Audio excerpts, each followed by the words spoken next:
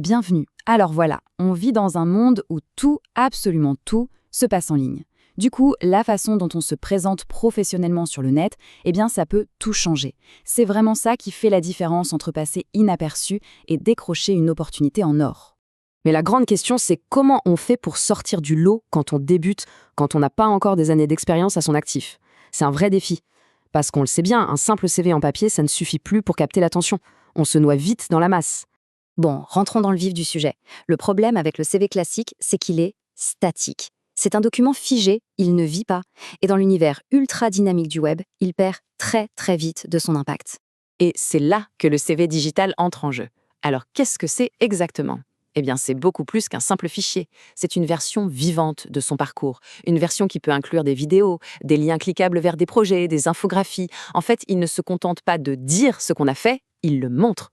En fait, il faut vraiment voir ce CV digital comme la solution. C'est un peu le passeport qui va vous ouvrir des portes. Il ne fait pas que lister des expériences, non. Il prouve qu'on est à l'aise avec les outils d'aujourd'hui et qu'on sait communiquer de manière moderne. Alors, comment on le construit, ce fameux passeport ? C'est simple, il y a 5 éléments absolument essentiels à maîtriser. Voyez ça comme votre checklist pour créer un CV qui va vraiment marquer les esprits. On va les décortiquer un par un. On commence par les fondations, l'entête. C'est la toute première chose qu'on voit. Ça doit respirer le sérieux et surtout être pratique. Le nom complet, une adresse email qui fait pro, on oublie les loulous du 93@email.com s'il vous plaît. Et, point super important, un lien cliquable. Il faut simplifier la vie de la personne qui vous lit.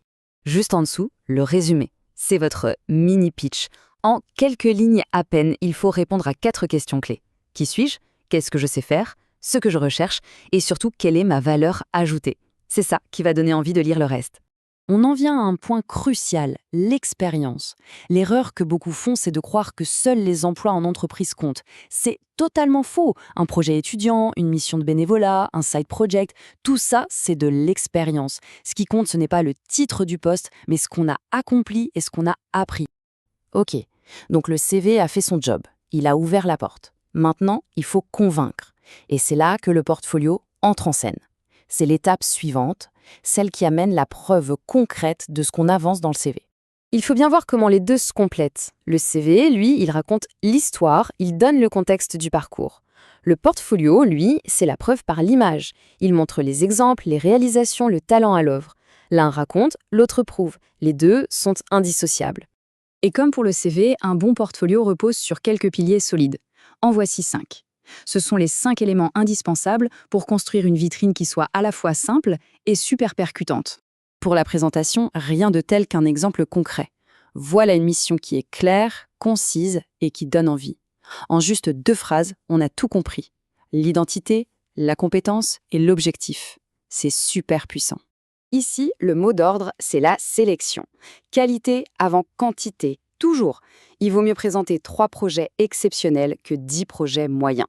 Un recruteur ne passe que quelques secondes sur un profil. Il faut donc l'impressionner tout de suite, pas le noyer.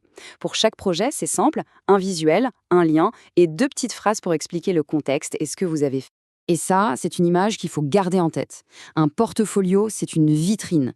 Mais une belle vitrine ne sert à rien si on ne peut pas entrer dans le magasin. Il faut guider la personne qui regarde. Qu'est-ce qu'elle doit faire maintenant ? Réserver un appel ? Vous suivre sur les réseaux ? Sans un appel à l'action claire, la personne va juste fermer la page et partir. Allez, passons à la pratique. Ça peut paraître compliqué de créer tout ça, mais en fait, pas du tout. C'est devenu hyper accessible. Il y a plein d'outils, souvent gratuits, qui sont parfaits pour se lancer. Voilà, par exemple, une petite sélection simple et super efficace. Pour le design du CV, Canva, c'est juste un must. Pour créer un portfolio en ligne sans se prendre la tête, des outils comme Google Sites ou Notion sont géniaux. Franchement, la barrière technique, aujourd'hui, elle n'existe plus. Bon, pour résumer, qu'est-ce qu'il faut retenir de tout ça ? L'idée principale, c'est vraiment de voir ces 2 outils, le CV et le portfolio, comme un duo gagnant pour se créer une présence en ligne qui soit forte et cohérente. Voilà la métaphore à retenir. Le CV, c'est le passeport. Il ouvre la porte, il permet d'engager la conversation. Le portfolio, c'est la preuve, le visa qui valide le talent et qui conclut l'affaire en montrant de quoi on est capable.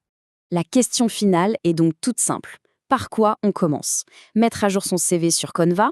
Sélectionner son meilleur projet pour le mettre sur Notion ? Le plus important, c'est de poser cette toute première brique et de la poser dès aujourd'hui pour commencer à bâtir sa propre vitrine pro.